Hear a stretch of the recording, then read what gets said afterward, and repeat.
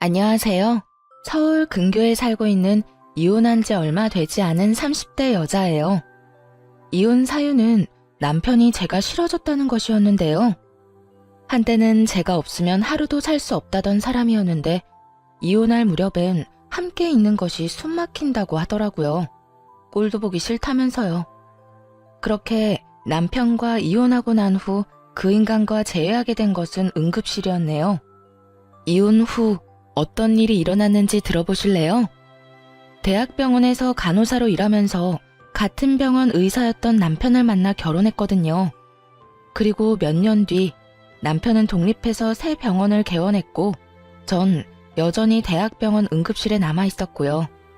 시댁에서는 무척 잘 대해주셨는데 그 흔한 시집살이는커녕 명절에도 바쁘면 오지 않아도 되니 한가할 때 밥이나 한 끼 먹자고 권해주실 만큼 쿨하고 열린 분들이셨어요.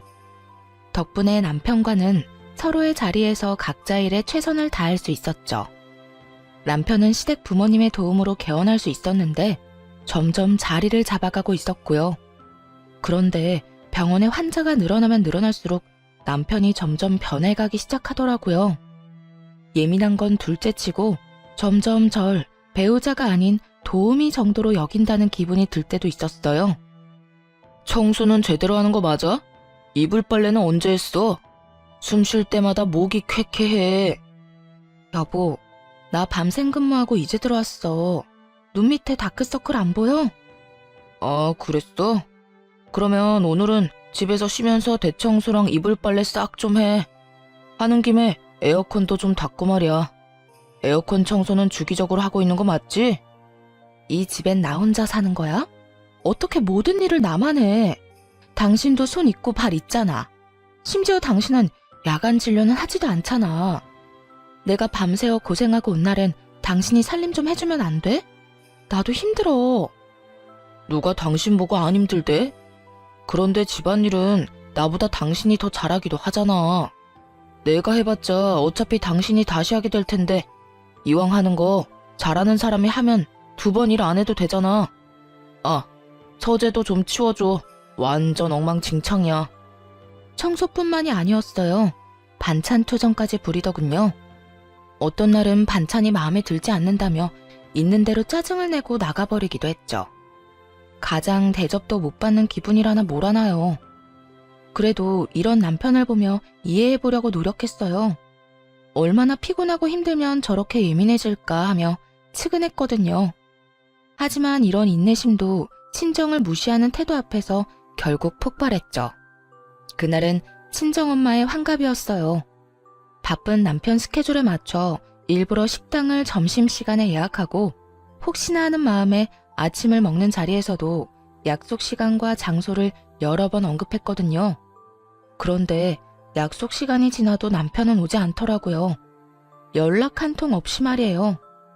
결국 남편에게 전화를 걸었고 남편은 아주 태연한 목소리로 이렇게 말하더군요. 깜빡했어. 뭐? 어떻게 다른 것도 아니고 엄마 생신을 잊을 수가 있어. 내가 며칠 전부터 그리고 오늘 아침에도 이야기했잖아. 귀에 딱지 앉을 것 같으니 그만 이야기하라고 했던 게 당신이야. 그런데 뭐? 깜빡했어? 바쁘다 보면 그럴 수도 있지. 돈 좀 보낼 테니까 장모님 드려. 뭐? 안 오겠다는 말이야? 지금이라도 와서 얼굴 비추고 가. 지금 점심시간이잖아. 점심시간이라고 마냥 노는 줄 아냐? 지금도 할 일이 태산이거든. 아휴, 뭘 알아야 대화가 통하지. 하여튼 난 못 가니까 당신네 식구끼리 좋은 시간 보내. 그 순간 이성의 끈이 뚝 하고 끊기는 느낌이었어요. 바로 남편의 병원으로 찾아갔고 거기서 본 풍경에 어이가 없었네요. 바쁘다던 남편놈은 간호사들과 모여 앉아 시시덕거리며 커피를 마시고 있더군요.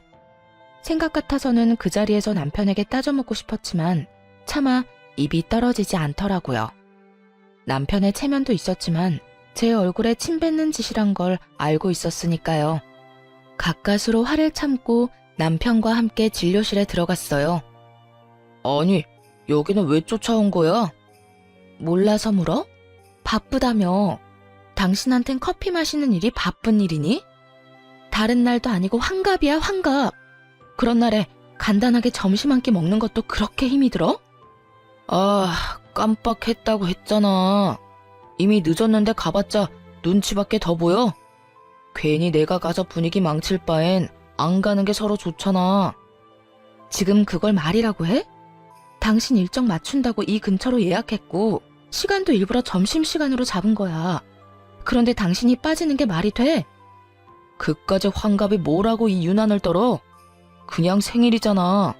1년에 한 번씩 있는 생일. 그까지 생일 때문에 병원까지 찾아와서 피곤한 사람 붙잡고 큰 소리 내야겠어? 남편은 미안하단 말 한마디 없이 당당한 태도였고, 그런 남편의 손에 들린 커피를 빼앗아 그 당당한 얼굴에 뿌려버렸어요. 야, 너 이게 뭐 하는 짓이야? 정신 차리라고. 내가 요즘 당신 힘들다고 다 이해해주니까 나나 우리 집이 우습게 보이나 본데 정신 차려. 그날 밤 남편은 집으로 들어오지 않았어요. 남편의 첫 외박이 있던 날이었네요. 도대체 언제부터 사이가 이 지경이 되었는지 가늠도 되지 않더라고요.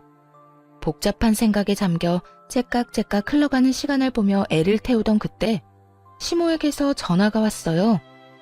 아가, 어제 사돈은 잘 만나고 왔니? 좋은 시간 보냈어?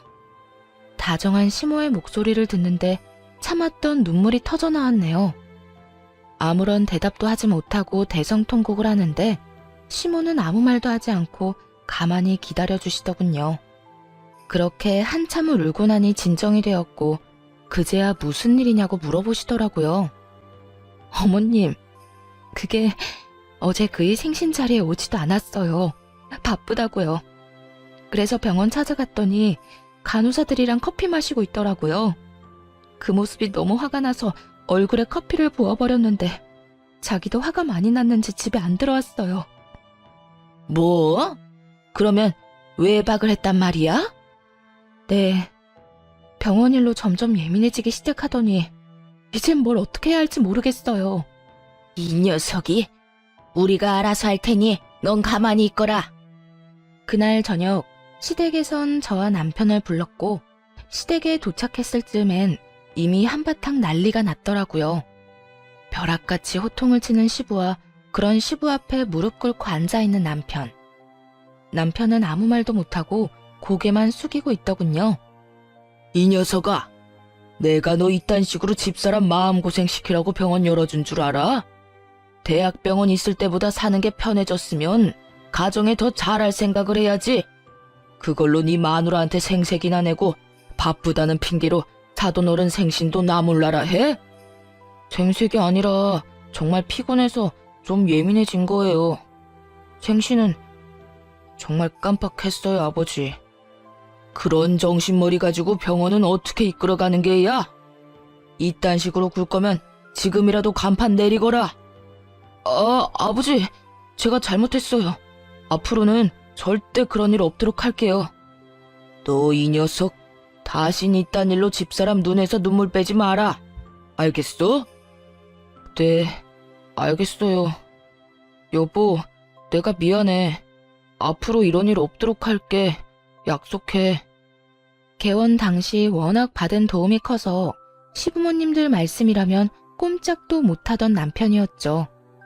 이번에도 마찬가지였어요.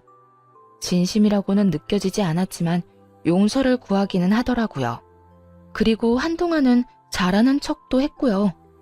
하지만 그럴수록 남편의 마음은 이미 떠난 것이 느껴졌어요. 아니, 단순히 마음이 떠난 것이 아니라 다른 이유가 있을 거라 확신하게 되었죠. 그렇지 않고서야 둘 사이에 큰 다툼이 있었던 것도 아니었고 기분이 상한 일도 없었는데 사람이 저렇게까지 변한 것은 말이 안 되니까요. 혼자 고민을 하다가 남편 병원에서 일하고 있는 동기에게 물어보기로 했네요. 꽤 긴 시간을 남편과 함께 보내는 친구이니 이유를 알지 않을까 해서였죠. 지연아, 혹시 우리 남편 요즘 무슨 일 있어? 원장님? 아니, 왜? 무슨 일 있으시대? 아니, 요즘 좀 이상해서 혹시 너는 알까 해서 연락해봤어. 요즘? 이상한 건 없었는데. 조금 예민하시긴 했지. 뭐 그거야 그럴 수도 있는 일이니까. 그거 말곤 다른 이상한 점은 없었는데. 아, 혹시 우리 남편 여자 있는 건 아니겠지? 100번은 넘게 고민하고 물은 말이었는데 이 말을 들은 친구는 듣자마자 깔깔거리고 웃더라고요. 자신이 아는 한 그럴 리가 없다고 말이죠. 뭐? 넌 말이 되는 소리를 해. 네 남편을 어떻게 나보다 더 모르니? 네 남편 매일 병원에서 살다시피 하고 진료 끝나면 바로 집에 가는데 친구들도 점심시간에 잠시 병원에 와서 보고 가는 게 전부고 따로 약속 잡는 일도 없으신 것 같고 말이야. 너도 요즘 많이 피곤한가 보다 그런 생각까지 하는 거 보면. 그러지 말고 쉬는 날에 잠이나 좀 푹 자. 서로 예민하다 보면 자주 부딪히고 또 그러다 보면 별 생각이 다 드는 법이야. 그래 알겠어. 우리 남편한텐 내가 이런 이야기 한 거 비밀로 해줘? 당연하지. 얼른 좀 쉬어. 믿었던 친구였어요. 동기들 가운데서도 친했고 무엇보다 유부녀이기에 이런 마음을 더 잘 이해하고 상황을 객관적으로 볼 거라 생각했죠. 그런 친구의 조언을 듣고 나서도 이상한 기분은 사라지지 않았지만요. 그래서 결국 남편의 뒷조사를 시작했네요. 다들 뒷조사만 했다 하면 무슨 판도라 상자 열리듯 남편이 숨기고 있던 모든 것이 밝혀지곤 하던데 아니었어요. 허무할 정도로 아무것도 없더라고요. 친구의 말처럼 병원과 집을 오가는 단순한 생활의 반복이었거든요. 가끔 친구를 만나기도 했지만 다 남자들일 뿐만 아니라 그것마저도 차를 마시거나 편의점에서 캔 음료나 마시곤 헤어지는 게 전부더라고요. 술은 입에도 대지 않았고요.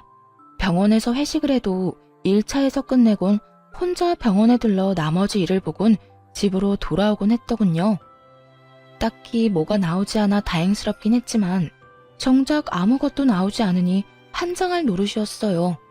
남편은 여전히 이상하게 변해만 갔으니까요. 그렇게 감정이 요동을 지던 어느 날 남편 입에서 결국 이혼이란 말이 나오고야 말더군요. 그날은 웬일로 남편이 함께 외출을 하자고 하더군요. 밖에서 맛있는 것도 먹고 산책도 좀 하자고요.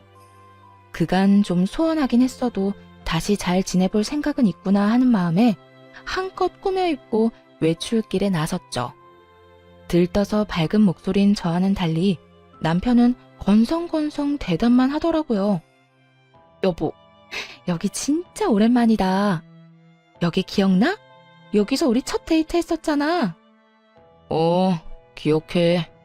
그때 우리 둘 다 밤새고 씻지도 못하고 와서는 어떻게든 데이트 좀 해보겠다고 샷 왕창 추가해서 먹고 버텼는데 부부가 돼서 오니 감회가 새롭다. 그렇지? 그렇긴 하네. 기계를 가져와도 이것보단 다채로운 대화가 될 것이라는 생각이 들면서 화가 치밀어 오르더라고요. 이따위로 굴 거면 다른 곳도 아닌 우리의 추억이 있는 곳으로 오지나 말지. 이게 무슨 사람 하나 바보 만드는 짓인가 했죠. 기분이 상해 바로 자리에서 일어나 집으로 돌아와 버렸고 남편 역시 저를 뒤쫓아 집으로 돌아왔고요. 당신 진짜 나한테 왜 그래? 내가 뭘? 내가 뭘? 할 말 있으면 똑바로 말해. 하루 종일 사람 데리고 다니면서 정신은 다른 곳에 있었잖아. 꼭 똥마려운 강아지처럼. 내 눈치는 이리저리 살피면서 그러면서도 또 멍하니 딴 생각만 하고. 난 오늘 당신이 앞으로 잘 살아보자는 마음으로 산책하자고 한 줄 알았어. 오늘 간 곳이 죄다 우리한테 좋은 추억만 가득했던 곳이니까. 그런데 당신은 시큰둥해선 대답만 겨우 하고 나만 들떠있고 그게 뭐야 도대체? 그럴 거면 왜 굳이 나가자고 한 거야? 입으로 뱉고 나니 정말 하루 종일 무얼했나 싶더라고요. 화가 많이 나 씩씩거리는 저를 남편은 한참 바라보더니 이내 하루 종일 품고 있던 말을 꺼내기 시작하더라고요. 내가 많이 고민해봤는데 우리 이혼하자. 나 더는 이렇게 못 살겠어. 목소리에 미안함이라곤 찾아볼 수가 없더라고요. 마치 제가 유책 배우자라도 된다는 듯 말이에요. 이혼? 지금 이혼이라고 한 것 같은데 내가 제대로 들은 거 맞아? 이혼하자고. 나 이제 당신이랑 사는 거 너무 힘들어. 그러니까 오늘 하루 종일 한 짓이 사실은 데이트가 아니라 당신 마음 정리할 시간이 필요했던 거네? 말하자면 마지막 점검 같은 거였어. 맞아? 뭐 그런 건 아닌데 당신하고 돌아다니면서 마음이 더 확고해지긴 했어. 내가 뭘 어떻게 했다고 그렇게 힘들어? 내가 당신을 힘들게 해? 그냥 당신이랑 같이 사는 것 자체가 힘들어. 당신이 뭘 잘못한 게 아니라 그냥 내가 이제 당신을 안 사랑해. 마음이 다 찢어지게 상처가 되는 말을 참 무덤덤하게도 하더군요. 마치 책을 읽듯 아무런 감정도 없이요. 그래도 함께한 세월이 얼만데 남은 정도 없다는 듯 말이에요. 이젠 사랑하지 않으니 이혼하자는 말을 듣는데 스스로가 너무나도 초라하고 또 비참하더라고요. 그리고 문득 나는 이 사람을 사랑하나? 하는 생각을 해봤어요. 그런데 저 역시 이 사람을 사랑하고 있진 않더라고요. 그냥 내가 한 선택이니 그냥 저냥 되는 대로 맞춰가며 어떻게든 살고 있었던 거죠. 우리 부모님 생각해서 그냥 참고 살아보려고도 했는데 이렇게 아무 감정 없이 살아서 뭐하나 하는 생각이 들더라. 이혼만 해주면 재산도 섭섭하지 않게 줄게. 그러니까 조용히 이혼만 해줘. 나 당신이랑 소송 같은 거 할 힘도 없고 마지막을 그렇게 지저분하게 끝내고 싶지도 않아. 알겠어. 그래, 하자. 이혼. 구질구질하게 눈물이라도 흘리며 매달릴 거라 예상했었는지 남편은 그제야 놀란 눈을 하고는 똑바로 쳐다보더라고요. 왜? 내가 울면서 매달리기라도 할 줄 알았어? 아니, 그건 아닌데 좀 더 이유를 물을 거라고는 생각했어. 나 싫다는데 물어서 뭐해. 들어봤자 상처만 깊어질 텐데 뭐. 당신 말 듣고 생각해보니까 나도 당신 사랑하는 건 아니더라. 그냥 저냥 어떻게 해서든 잘 살아보려고 맞춰가고 있었던 거지. 당신 말대로 그렇게 살아서 뭐 하겠어. 지금이 조선시대도 아니고 아니다 싶으면 애 없을 때 헤어져야지. 그렇긴 하지. 당신 괜찮아? 아니, 안 괜찮아. 사실 나 진짜 비참해. 하지만 어쩌겠어. 이혼하자는 말을 주워 담을 수도 없는 노릇이고. 어쨌든 말 나온 김에 하루빨리 이혼하자. 한 공간에 있는 것도 싫다는 남편과의 이혼은 생각보다 더 빠르고 간단하게 끝이 났어요. 결혼할 때는 상견례니 혼수니 함께 살 집이니 고민하고 하나씩 해결하기 바빴는데 그런 결혼보다 이혼이 더 빨리 끝나더라고요. 남편은 약속한 대로 재산을 나눠주었고 시부모님께 이혼 사실을 전해드렸어요. 마지막으로 물으마. 너 지금 이혼하면 너에게 해주던 모든 것들 다 끊을 것이야. 네가 이때껏 벌어들인 것 빼곤 다 뺏기는 신세가 될 텐데 그래도 이혼할 거야? 네, 아버지. 이미 되돌리기엔 늦었어요. 제 마음도 마음이지만 이 사람도 저한테 이제 마음 없어요. 한 공간에 있는 게 숨이 턱턱 막히기 싫은데 어떻게 같이 살겠어요. 남편의 말을 들은 시부는 저의 생각을 조심스럽게 물으시더군요. 아가, 네 생각도 같다 이거니? 네. 제가 싫다는 이 사람 말 듣고 생각해보니 별반 다르지 않은 마음이더라고요. 당시엔 싫은 마음까진 아니었지만 그렇다고 해서 좋은 마음도 아니었어요. 무엇보다 제가 그렇게도 싫다는 사람하고 저도 살고 싶지 않아요, 아버님. 일이 이렇게 돼서 죄송해요. 네가 죄송할 일이냐? 우리가 자식을 잘못 키워 네가 마음고생 많이 했겠구나. 우리가 미안하다, 아가. 아니에요. 두 분은 최선을 다해 잘해주셨는걸요. 이 말을 들은 시부와 시모는 더 화가 났는지 남편을 보며 무서운 얼굴이었죠. 아마 이게 진작 마음이 떠난 남편이 이때껏 제 곁에서 버텼던 이유였겠죠. 너는 각오하고 있겠지? 우선 카드부터 내놓거라. 집도 처분해서 줄 건 주고 남는 건 가지고 오고, 병원은 들인 돈이 있으니 다 갚을 때까진 월세로 있으면서 투자금부터 갚거라. 너하고 세아가한테 주려고 했던 건물은 없던 일로 하마. 늘 말씀하신 대로 남편에게 해주던 모든 지원을 끊어버리시더군요. 상속 명목으로 주시려 했던 건물도 없던 일이 되었죠. 아버지, 다른 건 몰라도 건물은 이 사람과 결혼하기 전부터 주신다고 하셨던 거잖아요. 결혼 이혼이랑은 아무 상관도 없는 건데 그것까지 없던 일로 하다뇨. 네 이놈, 네 놈이 뭐 하나라도 받고 싶었으면 이토록 당당한 태도가 아니었어야지. 네 놈이 오늘 여기 와서 적어도 미안한 기색이라도 내비쳤다면 내 당장은 아니더라도 훗날 언젠가 건물은 주려고 했다.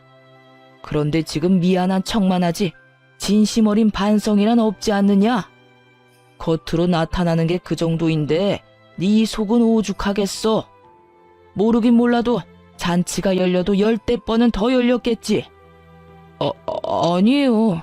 저도 마음이 편치만은 않다고요. 편하진 않아도 미안하지도 않다는 뜻으로 들리는구나. 아니요. 저도 죄송하고 미안해요. 진심이에요. 에휴, 더는 듣고 싶지도 않다. 내가 병원을 남겨둔다고 해서 괜한 기대는 하지 말거라. 말한 대로 투자금이 적지 않기에 그 돈은 회수하려고 남겨두는 것이니, 그러니 허튼 짓 하지 말고 빚이나 잘 갚아. 시부는 투자금 회수 목적으로 월세를 내는 대신 병원은 유지할 수 있도록 해주시더라고요. 이미 마음 떠난 사람과 이혼하면서 재산이라도 넉넉히 받아왔으니 그만하면 괜찮은 이혼이다 싶었죠.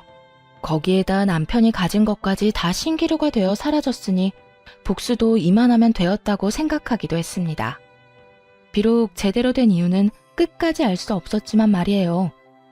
단순히 이제 사랑하지 않는다는 이유로 이혼하겠다는 말을 그대로 믿은 것은 아니었기에 더 조사를 해봤지만 아무리 찾아봐도 이렇다 할 만한 것은 나오지 않았거든요. 하지만 하늘은 저와는 생각이 달랐나 봅니다.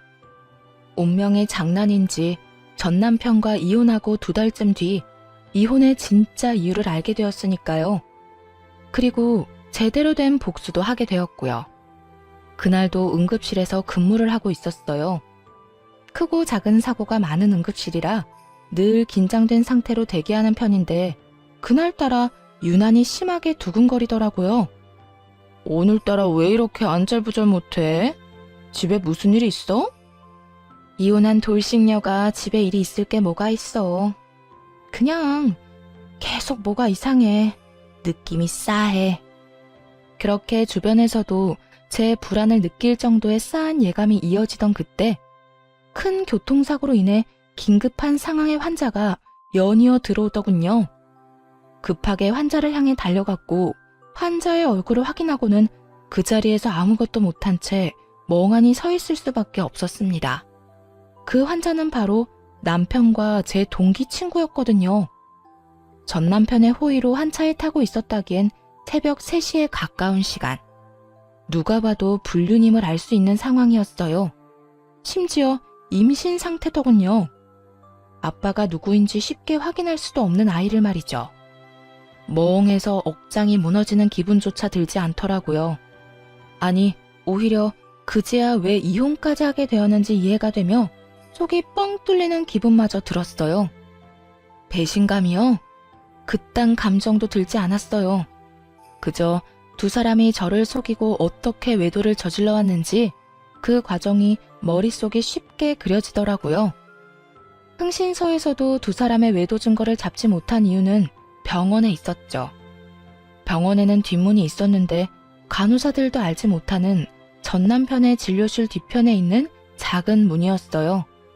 상간녀는 그곳으로 몰래 오가며 남편과 불륜을 저질렀던 거죠. 우선 상간녀의 남편과 전 시부모님들을 병원으로 불렀어요. 상간녀의 남편 역시 알고 지내던 의사였던지라 연락처가 다 있기도 했고 두 사람의 외도에 대해 다른 증거 없이도 설명할 수 있는 장소이자 상황이라 판단했기 때문이었어요. 더불어 상황이 상황인지라 전 남편에겐 보호자가 필요한 순간이기도 했고요. 제일 처음 병원에 도착한 것은 전 시부모님들이었어요. 어찌나 놀라셨는지 신발도 제대로 신지 못하고 오셨더군요. 아가야, 이게 무슨 일이니? 우리 아들이 사고라니? 얼마나 큰 사고길래? 그게 상황이 좋지 않아요. 일단 제가 사인해서 수술은 들어갔는데 어떻게 될지 저도 장담할 수가 없어요, 어머님. 어쩌니? 이 새벽에 왜 운전을 하고 돌아다닌 게야? 혼자였니? 아니면 누가 옆에 있었니? 그게 혼자는 아니었어요. 전 시모는 저의 곤란한 표정을 보더니 말하지 않아도 안다는 듯 손을 꽉 잡으셨고 전 시부는 두 눈을 질끈 감으시더군요. 저보다도 두 분이 더 상처를 받으신 듯 잡은 두 손이 미세하게 떨리고 있더라고요. 전 괜찮아요. 그런데 그 사람 상태가 생각보다 좋지 않아요. 일단 다른 건 생각하지 마시고 지금은 수술 생각만 하기로 해요. 보호자 대기실 저쪽에 있으니 가셔서 몸부터 좀 녹이세요. 그래, 일단은 애 몸부터 생각합시다. 아가, 너도 얼굴이 좋지 않아. 따뜻한 것 좀 마시고 일하거라. 응? 네, 아버님. 그렇게 전 남편의 상태를 전하고 두 분을 진정시키고 응급실로 돌아왔는데 상간녀의 남편이 뛰어들어오더군요. 가운을 입고 뛰어들어오는 걸 보니 병원에 있다가 달려오는 길인 듯 했어요. 수미씨, 우리 지연이 많이 다쳤어? 걱정하며 뛰어들어오는 상간녀의 남편을 보며 고민이 되지 않았던 건 아니었어요. 굳이 둘의 불륜 사실을 지금 밝히는 게 맞을까 해서요. 그런데 지금 이야기하지 못하면 나중은 없을 듯 했고 그렇다고 덮고 지나갈 만큼 바보는 되고 싶지 않았어요. 그래서 결심했죠. 그 순간에 모든 사실을 밝히기로요. 그게 지연이는 그나마 괜찮은데 우리 전 남편이 많이 다쳤어요. 함께 있었더라고요. 전 남편이라면 그러면 둘이 같이 차 타고 가다가 사고가 났단 말이야? 지금 이 시간에 두 사람이 함께 있을 일이 뭐가 있어? 설마 아니지? 믿을 수 없다는 듯 멍하니 바라보는 상간녀의 남편을 보는데 그 심정이 이해가 되더라고요. 갑작스럽게 이혼 통보를 들었을 때가 떠오르며 말이죠. 절로 나오는 한숨을 내쉬며 다른 사실을 알려주었어요. 바로 상간녀의 임신 소식 말입니다. 그 설마가 사람 잡았네요. 엑스레이 찍기 전에 혹시 몰라서 검사했는데 지연이 임신이더라고요. 알고 있었어요? 임신? 지연이가? 아니, 몰랐어. 임신이에요, 지연이. 한 5주쯤 된 것 같은데. 하여튼 아기는 무사해요. 상간녀의 남편은 대답이 없었고 저 역시 더는 할 수 있는 말이 없더라고요. 비교적 적게 다친 상간녀가 급한 치료를 마치고는 자신의 남편을 향해 다가왔거든요. 여보, 어떻게 알고 여기까지 온 거야? 지금 병원에 있어야 하는 거 아니야? 지금 그게 중요해? 당신 바람 피우고 있었어? 어? 그게 무슨 말이야? 바람이 아니면 지금 이 시간에 당신이 왜 최 원장이랑 한 차를 타고 가다가 사고가 나? 그게 말이야? 됐어. 많이 다친 거 아니지?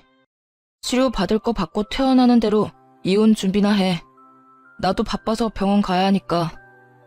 상간녀의 남편은 더는 말을 섞고 싶지도 않다는 듯 상간녀의 말을 잘라버리고 병원 밖으로 나가버렸어요. 상간녀는 그제야 제가 보이는 듯 언성을 높이며 따지고 들더라고요. 네가 우리 남편 불렀니? 응. 알다시피 보호자가 필요한 순간이라서 말이야. 때마침 연락처도 알고 있어서 불렀는데 왜? 왜? 지금 왜라는 말이 나와? 네 가정 깨졌다고 내 가정까지 깨겠다는 심보야? 야, 말은 바로 해. 내 가정도 네가, 네 가정도 네가 깬 거야. 애초에 바람 피운 연놈은 너랑 저 새끼인데 왜 애꿎은 내 탓을 해? 네가 내 남편을 불렀으니까. 그러게, 누가 사고가 나래? 아니, 누가 바람을 피우래? 너도 참 뻔뻔하다. 어떻게 나한테 그딴 걸 따질 생각을 해? 검사 받으면서 양심도 같이 두고 왔니? 정신 차려, 이 상간녀야. 넌 상간녀 중에서도 악질이야. 어떻게 동기 남편이랑 그딴 짓을 저질러? 그러면서 뭐? 원장님은 바람 피울 리가 없다고? 내가 발 동동 구르며 너한테 고민 상담할 때 내가 얼마나 웃었을까? 다른 사람도 아닌 당사자한테 그걸 묻고 있었으니 말이다. 너도 알지? 지금도 상간녀 소송은 가능하다는 거. 그냥 넘어갈 생각 없으니까 각오하는 게 좋을 거야. 상간녀는 온갖 거친 말들을 쏟아내기 시작했는데 그냥 무시하고 일터로 돌아왔어요. 그 새벽이 어떻게 지나갔는지도 모르게 시간은 흘렀죠. 그 후 상간녀는 이혼을 하게 되었더라고요.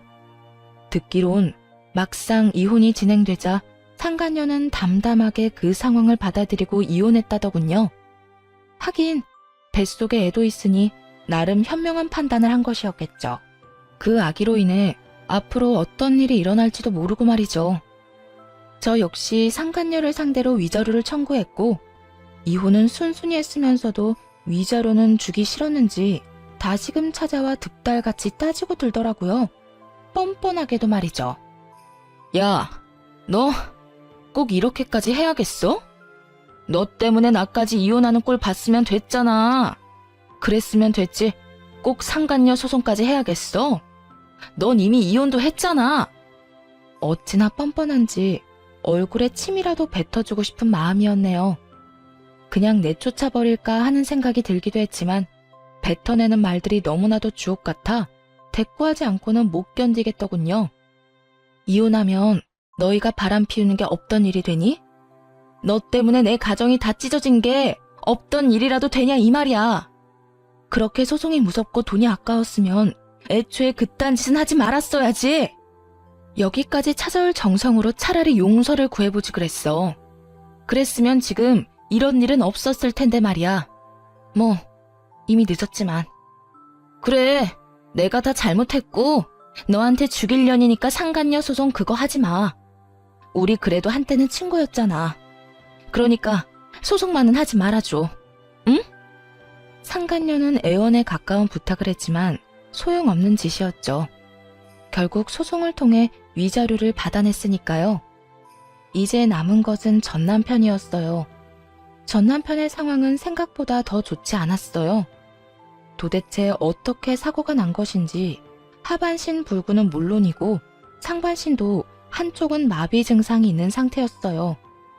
의사 생활은 물론이고 일상생활에도 불편함을 겪을 정도였죠. 즉, 장애인으로 살아가야 할 신세가 되었습니다. 그런 신세가 된 전 남편을 보는 것은 전혀 슬프지 않았는데 슬퍼하는 전 시부모님을 지켜보는 것은 힘들더라고요. 아무래도 그간 친부모님처럼 잘 대해주신 분들이니까요. 그래서 전 남편의 곁을 지키는 두 분을 챙기기 시작했고 그런 행동에 상간녀가 안달이 난 모양이더라고요. 혹시나 전 남편을 빼앗길까 조바심이 들었는지 어느 날은 전 시부모님 앞에 무릎을 꿇고 앉아 절절한 사랑 고백을 하더군요. 저희가 비록 시작은 옳지 않았으나 마음만큼은 정말 진심이었어요. 저 원장님 진심으로 사랑해요. 그래서 뭘 어쩌란 말이니? 너를 며느리로 받아달라 이 말이니? 네 눈엔 제 불구된 거 안 보이니? 그래도 상관없다 이거야? 네, 저는 상관없어요. 원장님 상황이 어떻든 전 원장님을 사랑해요, 어머님. 그러니까 저 좀 예쁘게 봐주세요. 제가 살면서 정말 잘할게요. 저 받아주신 거 절대 후회할 일 없도록 잘할 자신 있어요. 그래, 그러려무나. 전 시댁에서 허락을 하니 상간녀는 부잣집에 시집갈 생각에 기쁜 내색을 감추지 않더라고요. 하지만 그것도 잠시였어요. 전 시댁에선 병원도 빼앗고 그나마 지원해주던 병원비마저 끊어버렸으니까요. 불구가 된 아들을 버리기는커녕 데리고 살아준다는데도 불구하고 이토록 냉정하게 구신 이유가 다 있었어요. 저와 전 남편이 이혼한 이유가 상간녀 때문이라는 걸 다 아시기도 했고, 무엇보다 전 남편 옆을 지키고자 하는 상간녀의 의도가 뻔히 보였기 때문이었죠. 여러 사람 눈에서 피눈물이 나게 하고 자기는 호의호식하며 살겠다는 그 추악한 의도가 말이죠. 위자료로 전 재산을 날리고 빚까지 진 것도 모자라 거지가 된 사람의 병시중까지 들게 될 상황이 되자 상간녀는 뱃속의 아이를 핑계로 돈을 요구하기 시작하더라고요. 아버님, 어머님, 아무리 제가 미우셔도 이건 아니죠. 최소한 먹고 살게는 해주셔야죠. 아니, 치료받을 돈은 주셔야죠. 그렇게 사랑하는 사이라고 하더니 이 이야기 못 들었나 보구나. 우린 우리 며느리랑 이혼한다고 하는 순간부터 모든 경제적인 도움은 주지 않기로 했었다. 그러니 네가 그렇게나 사랑한다던 우리 아들, 네가 알아서 잘 보살피며 살아보거라. 우린 네가 무슨 말을 하든지 간에 눈 하나 깜빡하지 않을 것이니. 그러면 이 아이는요? 알고 계시죠? 저 임신한 거. 그리고 이 아기 전 남편 아기도 아니라는 거요. 그러면 이 아기가 누구 아기겠어요? 이 아기 최 원장님 아기예요. 그러니까 아기 생각해서라도 조금만 도와주세요. 최 원장님 몸도 저렇게 되고 앞으로 원장님 인생의 자식은 이 아기뿐일 텐데 이러다 아기마저 잘못되면 어떻게 해요? 상간녀의 말에 두 분도 흠칫하시더라고요. 그럴 수밖에 없겠죠. 아무래도 아들은 불구가 되어 다신 이세를 보는 건 힘들 것 같은 상황인데 그런 상황에서 뱃속에 아들의 아기가 있다니까요. 멈칫하는 두 분을 보며 상간녀는 묘한 미소를 지어 보였고 그런 상간녀에게 저와 전 남편만 알고 있던 사실을 알려주기로 했습니다. 차마 부모님께도 말씀드리지 못한 사실을요. 야, 헛소리 좀 작작해. 네 뱃속의 아기가 그 사람 아기라고? 웃기고 있네. 내 전 남편 아기 못 가져. 뭐라고? 그게 무슨 말이야? 배웠다는 사람이 이것도 못 알아들어? 네가 그렇게 사랑한다던 최 원장 무정자증이라 아기 못 가진다고. 그래요. 전 남편은 무정자증이었어요. 결혼 2년 차에 자연 임신이 되지 않아서 병원에서 알게 된 사실이었죠. 부모님이 아시면 너무 속상해 하실 것 같아 일단 숨기며 이세에 대한 마음은 그때 접었고요. 그런데 그런 사실을 모른 채 전 남편의 아기라고 우겨대니 참 기가 다 막히더라고요. 모든 사실이 밝혀지자 상간녀는 고함을 질러대며 끝까지 저를 모함하기 시작했어요. 거짓말 하지 마. 너 지금 나랑 이 사람 잘 먹고 잘 살까봐 일부러 없는 말 지어내는 거지? 난 분명히 원장님 아기를 가졌는데 무정자증이라니. 아니, 무정자증이라도 가능성은 있는 거잖아. 참 가능성이 있겠다. 그렇게라도 우겨보고 싶은 것 같은데 우길 걸 우겨. 정 우기고 싶으면 나처럼 증거를 내밀어 보든지. 들어보니 네 전 남편 아기도 아니라던데 도대체 남자가 몇 명인 거니? 어디 숨겨둔 원장이 또 있기라도 한 거야? 뭐야? 너 지금 누굴 모함하는 거야? 그렇잖아. 내가 검사 결과를 봤으니 네가 임신한 것도 저 사람이 무정자증인 것도 확실한데 아기 아빠는 누구인지 알 수가 없고 이런 상황에선 다른 가능성이 떠오르지 않겠어? 아니야. 정말 아니라고. 아니에요, 아버님, 어머님. 설마 이 여자 말 다 믿는 건 아니죠? 지금 저 때문에 이혼하게 됐다고 화가 나서 이러는 거예요. 정말이에요. 제 말 믿어주셔야 해요. 전 남편이 무정자증이라는 사실에 상간녀도 그렇지만 부모님들도 충격이 크신 듯 하더라고요. 전 남편의 상태도 충격이지만 인간의 탈을 쓰고 아무렇지 않게 거짓말을 해대는 상간녀의 언행에 대한 충격이 더 큰 듯 했으니까요. 닥치지 못해? 네 말이 사실인지 아닌지는 출산하면 밝혀질 것이고, 그때 유전자 검사에서 네 말이 사실이라면 내 너에게 사과하고 내 재산 전부를 네 뱃속의 아기한테 물려주마. 하지만 그렇지 않다면 각오하는 것이 좋을 게야. 감히 다른 것도 아니고 핏줄을 두고 장난친 죄는 받아야 하지 않겠니? 전 시부는 처음 보는 무서운 표정을 지으며 상간녀를 몰아세우기 시작했어요. 상간녀는 뒷걸음치며 눈물로 호소하더군요. 아니에요. 정말 저는 맹세코 다른 남자는 없었어요. 믿어주세요. 그렇게 확신한다니 출산 때까지 기다릴 필요도 없겠구나. 들어보니 태아 유전자 검사도 있다고 하던데 그걸로 진행하자꾸나. 네 말대로 네 뱃속의 아기가 우리 아들 핏줄이라면 우리한테 귀한 손주인데 힘들게 키울 수는 없는 노릇이니. 말을 끝낸 전 시부는 눈짓으로 상간녀를 붙잡아달라고 부탁해왔고 전 상간녀를 붙잡았어요. 붙잡힌 상간녀는 발악하며 고함을 질러대더라고요. 이거 놔! 이거 놓으라고! 너 태아 유전자 검사가 쉬운 줄 알아? 아직 합법으로 정해진 것도 아니라고! 이거 놔! 이거 놓으라고! 다 널 위해서 이러는 거야. 홀몸도 아닌데 합법이든 불법이든 빨리 검사해서 확실해지면 돈도 펑펑 쓰고 너도 아기도 좋은 거 아니야? 당당하다는 애가 왜 이래? 이거 놔! 혼비백산. 말 그대로 아수라장이었네요. 상간녀는 있는 힘껏 저를 뿌리치고 도망쳤는데 그런 상간녀의 모습을 설명하기에 딱 어울리는 말이더군요. 마치 넋이 나간 사람처럼 정신없이 도망치는데 그 꼴 참 보기 좋다 싶었네요. 그 후 상간녀의 소식이 들려온 건 정확히 1년 뒤였어요. 아기를 안고 자신의 전남편 앞에 나타난 상간녀는 뻔뻔히도 임신 주수를 착각했었다며 이번에는 전남편의 아기라고 우겨댔다고 하더라고요.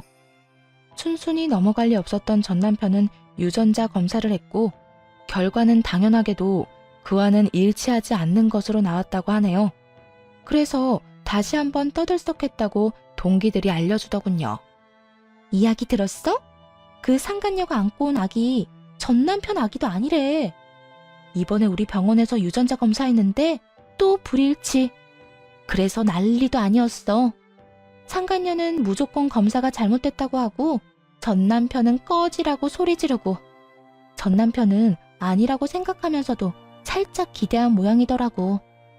하기야 그렇게 당당하게 아기 안고 나타났으니 나라도 기대는 하겠다. 좀 당당했어야지.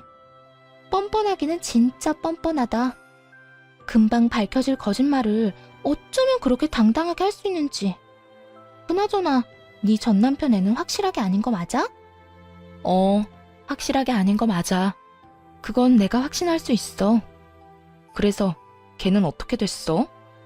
어떻게 되긴 또 주량랑 쳤지 뭐.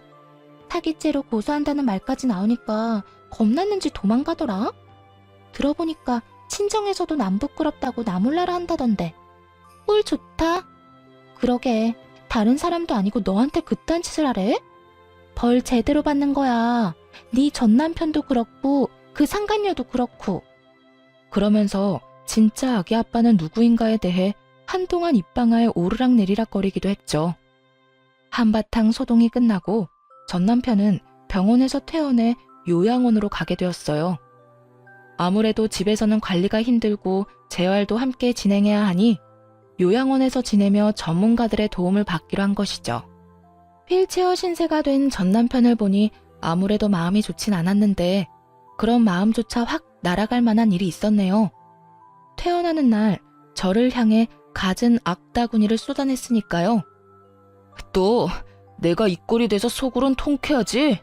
아니, 내가 교통사고 난 것도 네가 속으로 빌고 또 빌어서 그렇게 된 거 아니야? 악밖에 남지 않은 전남편의 말을 듣는데 정신이 확 들었어요. 저딴 인간에게 동정심을 남기다니 참 순진하고 멍청했구나 하는 생각도 들더군요. 야, 정신 차려. 네가 알다시피 나 무당 아니고 간호사야. 네가 말아먹은 네 신세 내 탓으로 돌릴 생각 말고 재활이나 잘 받아. 이제 옆에서 도와줄 여자도 없는데 혼자 잘 살아가야 할 거 아니야. 야, 너 진짜 내가 가만둘 것 같아? 네가 가만 안 두면 어쩔 건데? 네가 인간이라면 나한테 이러면 안 되는 거 몰라? 내 인생 망친 것도 모자라 본인 인생도 그따위로 망쳐놨으면 이제라도 반성이란 걸 하고 좀 똑바로 살아. 내가 뭘 그렇게 잘못했는데? 설사 내가 잘못했다고 쳐도 이런 신세가 될 만큼 잘못한 건 아니잖아.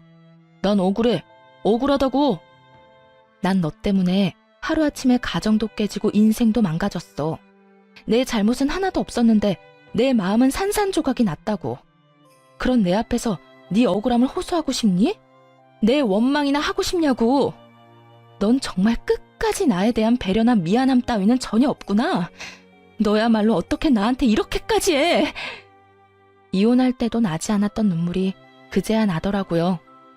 울면서 고함을 질러대자 전 남편도 그제야 정신을 차린 듯 멍하니 바라보더군요. 놀랍기도 했겠죠. 울며 불며 매달릴 거라 생각했던 순간엔 눈물 한 방울 흘리지 않던 여자가 악다구니를 쓰고 달려들어야 할 순간에 눈물을 흘리니 당신은 부모님 보기 부끄럽지도 않아? 어떻게 마지막까지 이런 꼴을 보일 수가 있어? 나한테나 부모님한테나. 다리만 망가진 채로 살아. 마음까지 망가뜨리지 말고. 본인 말고 부모님 생각해서라도 정신 똑바로 차리고 살란 말이야. 전 남편은 그제야 뒤에 서 있는 부모님이 떠올랐는지 고개를 떨구더라고요. 그나마 부모님 생각하는 마음은 남아있어 다행이라고 생각했네요. 그 후 전 남편을 보는 일은 없었어요. 가끔 전 시부모님과는 만나 식사를 하거나 시간을 가지곤 하는데 그때도 전 남편의 이야기는 전혀 하지 않습니다. 그저 서로의 안부와 이런저런 사는 이야기를 나누며 시간을 보내고 돌아오곤 해요. 한 번은 전 시부모님께서 이런 이야기를 하시더라고요. 아가, 넌 재혼 생각은 없니? 네? 재혼이요? 아, 어머님, 무슨 그런 말씀을 하세요. 전 그런 생각 없어요. 그러지 말고 다시 잘 생각해봐.